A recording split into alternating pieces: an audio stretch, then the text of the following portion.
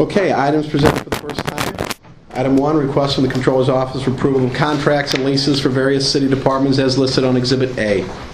Item 2, request from the Controller's Office for approval of intra-departmental and interdepartmental transfers from various city departments as listed on Exhibit B. Item 3, request from the Controller's Office for approval of transfers between projects for capital improvement funds listed on Exhibit C. Item 4, request from the Director of St. Louis Development Corporation for approval of Board Bill Number 176. This ordinance will assign TIF revenues to pay bonds to be issued by the Industrial Development Authority in an amount up to $7 million aggregate principal of tax increment refunding revenue bonds, Series 2014.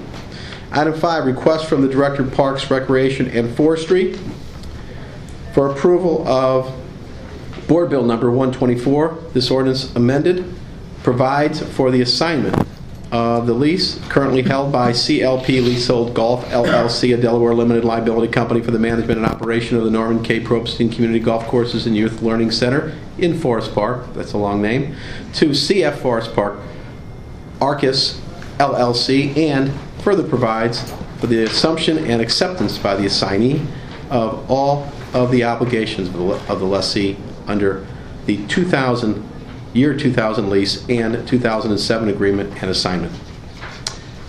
Item 16, request from the Executive Director of St. Louis Development Corporation for approval of the transfer of $66,091 from the Improved Wharf Fund to the St. Louis Development Corporation for the sole purpose of maintaining the riverfront in accordance with the attached budget, Exhibit A.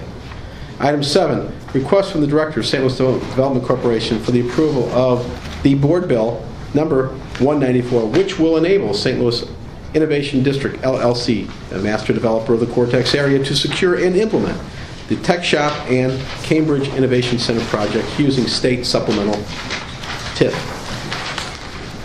Item 8, request from the Director of Airports for approval of Board Bill Number 178. This ordinance authorizes and directs the Director of Airports and the Comptroller to enter into and execute a First Amendment to the A-Vend Co. LLC concession agreement, AL-245. This ordinance contains a severability clause and an emergency clause. Item 9, request from the Director of Airports for approval of a Board Bill, number unknown. This ordinance authorizes a 9th supplemental appropriation of $2,089,444.64 from the Airport Construction Fund subaccount for the 2009 Series A1 bond issue for the payment of costs for work and services authorized therein. This ordinance contains an emergency clause. Item 10, request from the Director of Airports for approval of a resolution and accompanying attachments. Attachment 1 is entitled Concourse B Use Permit, and Attachment 2 is entitled Schedule of Fees for Concourse B Use Permits. The resolution authorizes the Director of Airport to enter into and execute Concourse B use permits and to impose such fees as are established and provided for in the Schedule of Fees for Concourse B use permits. Item 11, request from the Director of Airports for approval to destroy the miscellaneous airport accounting, materials, management, and police department records listed on the attached. Item 12, request from the Comptroller's Office for approval of Board Bill Number 197. This ordinance authorizes the City of St. Louis to establish Green Community Program for the purpose of making low-interest loans for residential energy efficiency projects and public building energy conservation projects and to issue and sell in one of more series its qualified energy conservation bonds, Series 2014, in an aggregate principal amount not to exceed $3,900,000. That is the extent of the items presented for the first time.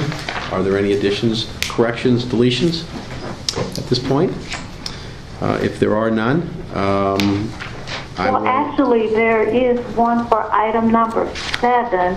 All right. I think we could take it this time. We would have an email that was presented to us regarding a $2 million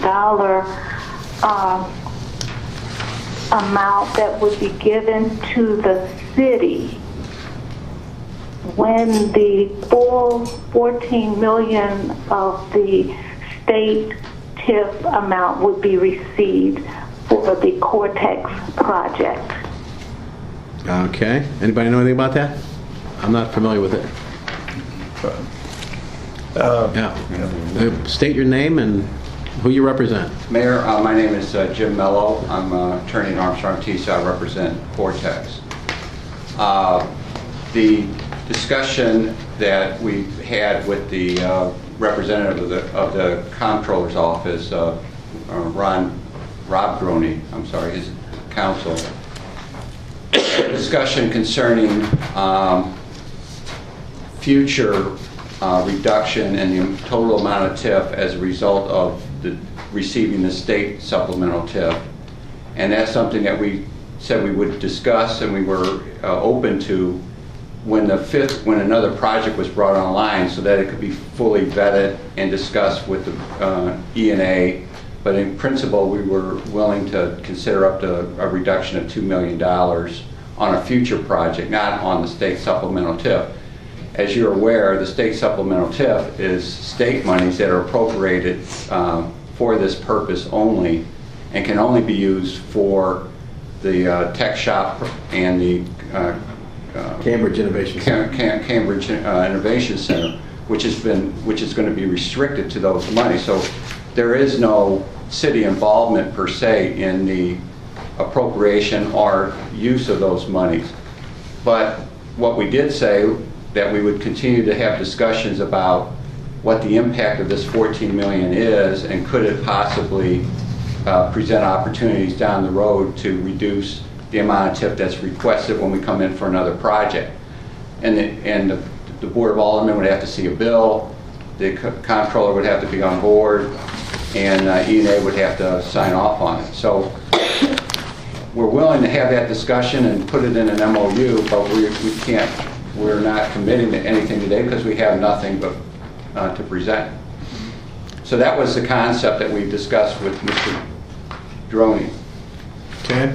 I did have a conversation with Mr. Droney just prior to this meeting, and he confirmed that the language in his email was not a firm agreement, that the language would need tinkering, and it hadn't been hashed out completely yet. So if you're going to attach any to the motion, I think you make it general enough so that it leaves room for negotiation on both sides. Okay, well, somebody give me some guidance here, because I'm not fully up to speed on what we're talking about.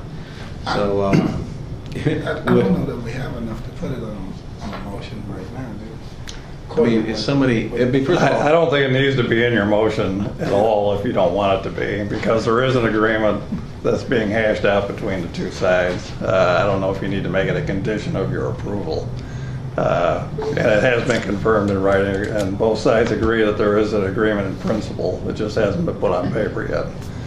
So I think you can go ahead and approve it without a condition and still proceed with the agreement.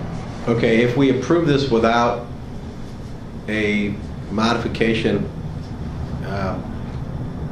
what risk do we have? None. Okay, that's a good thing. That's kind of what I was thinking, but I want to make sure I hear that from the attorney. Madam Comptroller, I just want to make sure you have all your questions answered, or you want to, you have any comments at this point? Sounds like, if I have the understanding, is that we would move forward with the amendment, knowing that it is a discussion point that would allow us to go further to perhaps put together an MOU in the future.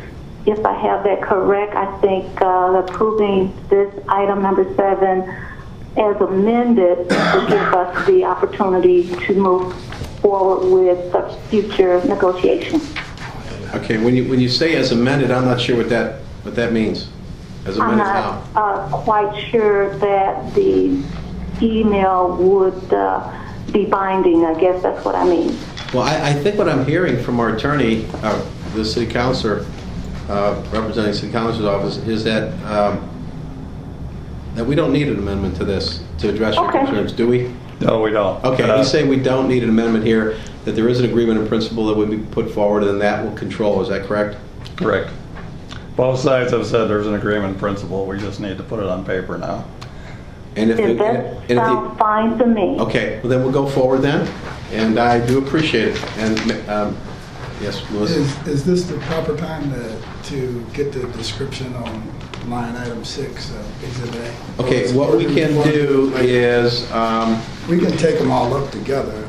yeah, we'll take them all up together, and then why don't we do that? We get a motion for approval, and then we'll get a second, and then we get some questions answered, if that's okay? Yeah, perfect. So I'll entertain a motion for approval of item 1 through 12 as printed. So moved.